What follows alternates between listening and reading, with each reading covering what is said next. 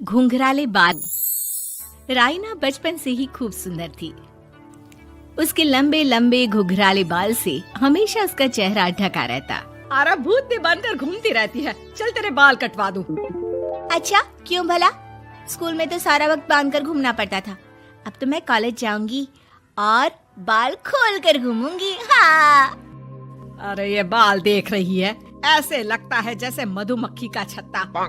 खैर, घने घने घुंघराले बालों से राइना सुंदर तो लगती, लेकिन उसे संभालना उसके लिए बड़ा काम था। माँ, अरे माँ, शैम्पू खत्म हो गया है। इस बार वो वाला लाना ना, जो घुंघराले बालों को और बाउंसी बनाता है। माँ ले आना, हाँ जरूर से। कल मेरा कॉलेज का पहला दिन है, मैं चाहती हूँ सब मुझे देखकर जले। अगले दिन राइना कॉलेज पहुँचती है, जहाँ एक लड़का उसे छेड़ते हुए कहता है, अरे लगता है चाउमीन में सोया सॉस कुछ ज्यादा ही गिर गया। अरे मुझे तो चेहरा दिख ही नहीं रहा। लड़कियां भी राइना का मजाक उड़ाती है। अरे यार, ये कंगना की कॉपी करके कौन आया है? लोकल कंगना और कौन? राइना को सभी पर गुस्सा आता है, लेकिन वो कुछ नहीं कहती। स्कूल में तो बाल बंधे ही रहते थे, लेकिन कॉलेज में राइना एक लड़की से कहती है, हाय, मेरा नाम राइना है, मुझे आर्ट्स डिपार्टमेंट में जाना है। कहाँ से है रास्ता? अपने बाल हटा कर देखो, सामने ही बोर्ड लगा है। राइना को कॉलेज में भी दोस्त बनाने में दिक्कत आ रही थी। वो रोते रोते घर आ जाती है। माँ, मैं क्या करूं? आज तो सारा दिन लोगों ने न जाने क्या क्या बोलकर मेरा मजाक ही बना कर रख दिया। माँ प्लीज कुछ करो ना मेरे बालों का। मैंने तो पहले ही कहा था कटा दे, पर तू। अरे कटाने से क्या होगा, उल्टा जो थोड़े बांध कर ये इन्हें समेट सकती है ना, वो भी नहीं कर पाएगी। तो क्या मेरी कोई दोस्त नहीं बनेगी कॉलेज में, या मैं हमेशा लोगों के मजाक का ही शिकार होती रहूंगी? राइना जोर जोर से रोने लगती है। तभी उसका छोटा भाई आ जाता है और राइना के बालों के बीच एक पेंसिल छुपा देता है। तभी उसका दोस्त भी पीछे से आ जाता है। अरे ढूंढो ढूंढो, कहाँ है पेंसिल? मैं नहीं बताऊंगा। दोस्त काफी कोशिश करता है, लेकिन उसे पेंसिल नहीं मिलती। वो वहाँ से चला जाता है। थैंक्स दी, आज आपके बालों ने तो मुझे बचा ही लिया। अच्छा, बहुत दिनों के बाद बालों को लेकर कुछ अच्छा सुनने को मिला। मुझे भी पहले लगता था कि मेरे बाल सबसे सुंदर है, लेकिन अब पता चला। अरे क्या पता चला, क्या हो गया? देख, किसी भी चीज के ना दो पहलू होते हैं। या तो तुम बालों से ही लोगों का मन जीतो, या फिर रोती रहो। अब ऐसे घने बाल तो तुम्हें भगवान ने दिए हैं। राइना को पिता की बात समझ में आ जाती है। वो सोच लेती है कि जिन बालों के कारण वो कॉलेज में एक भी दोस्त नहीं बना पा रही है, उन्हीं बालों से वो दोस्तों की लाइन लगवा देगी। अगले दिन कॉलेज में डेस्क में राइना बालों को आगे कर लेती है और लोगों को लगता है कि राइना का चेहरा पीछे है, लेकिन राइना घने घुंघराले बालों को हटाकर हंसने लगती है। देखा मेरे बालों का कमाल, इससे मेरा चेहरा भी नहीं दिखता और मैं चलती क्लास में सो भी सकती हूँ। सभी राइना को देखकर हंसने लगते हैं। क्लास में परीक्षा चल रही होती है, तो राइना अपने बालों में चीटिंग के पेपर छुपा छुपा कर आसपास के बच्चों की मदद भी कर देती है, जिसके बाद से तो राइना क्लास की हीरोइन बन जाती है। वाह राइना, तेरे बाल तो बहुत कमाल के हैं।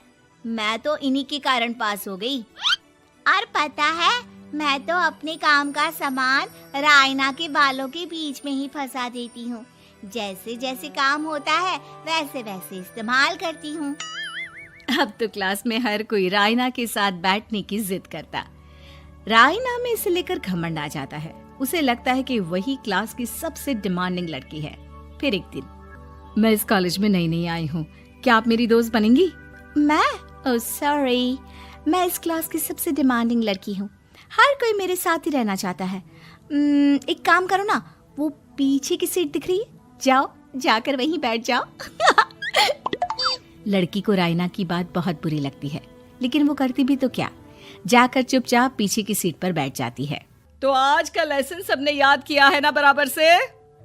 जितनी भी चीटिंग करने वाली लड़कियां थी, वो राइना के पीछे जाकर बैठ जाती है और जोर से चिल्लाती है, जी मैम, सब कुछ याद है, कहीं से भी पूछ लो, हम तो मास्टर हैं मास्टर। क्यों? ये बोलकर वो रायना के कंधे पर हाथ रख देती हैं। रायना भी खुश होती है कि कॉलेज की सबसे स्मार्ट लड़कियों का ग्रुप उसका दोस्त है। पीछे बैठी वो लड़की देखती है कि कैसे मैडम के सवाल लड़कियां रायना के सर को देखकर दे रही है। शाबाश, मुझे खुशी है कि तुम लोग इतनी अच्छी पढ़ाई करने लगी हो। मैं प्रिंसिपल से कहकर तुम लोगों की स्कॉलरशिप की बात करूंगी, जिससे तुम लोगों के माता पिता का पैसा जो फीस में लग रहा है वो बच जाए। सभी लड़कियां खुश हो जाती हैं। टीचर के जाने के बाद एक लड़की कहती है, गर्ल्स, अब हम लोग ना सिर्फ सबसे स्मार्ट बल्कि सबसे इंटेलिजेंट भी हो गए हैं। इसी बात पर आने वाले संडे को मेरे घर पर पार्टी, सबको आना है, ओके? सभी लड़कियां पार्टी के लिए एक्साइटेड हो जाती हैं। रायना भी। माँ, मेरे कॉलेज की सबसे स्मार्ट लड़की ने पार्टी रखी है संडे को। मैं भी वहाँ सबसे अच्छी दिखना चाहती हूँ, लेकिन ये बाल। घुंघराले बालों का तो कर भी क्या सकती है। तभी उन लोगों की नजर पार्लर के एक इश्तिहार पर पड़ती है जो 3000 रुपए में बाल स्ट्रेट कर रहा था। माँ, मुझे पैसे देना, मैं बाल सीधे करवा कर आती हूँ। संडे को पार्टी में सबसे अच्छी लगूंगी। बस फिर क्या था, अपने घुंघराले बालों को रायना पार्लर जाकर स्ट्रेट यानी कि सीधा करवा लेती है। और फिर पार्टी वाले दिन, हाय गर्ल्स, कैसी लग रही हूँ मैं? ओह नो, शिट, ये क्या करवा लिया बालों का हाल? और जिसके घर पार्टी थी वो लड़की, अरे ये क्या करवा लिया? तुम्हें मालूम नहीं है, जिस बालों में चीटिंग रखकर हम लोग टीचर के अगर इम्प्रेशन जमाते थे, उन बालों को तुमने। अरे हमें तो स्कॉलरशिप भी मिलने वाला था, अब तुमने बाल सीधे करवा लिए। अब तुम हम लोगों के लिए किसी काम की नहीं हो। अरे लेकिन हम दोस्त तो है ना, क्या मैं अच्छी नहीं लग रही हूँ? हमें तेरे अच्छे और बुरे लगने की कोई जरूरत नहीं है। हम लोगों को तेरे बालों से फायदा था, अब वो नहीं है, तो हम तेरे दोस्त भी नहीं है। जाकर बाल वापस घुंघराले करके आ, तभी तो हम लोगों की दोस्त बन सकती है। रायना रोते रोते घर आती है और माँ को सारी बात बता देती है। माँ, ला पैसे दे, मैं बाजार जाकर बाल ठीक करा के आती हूँ।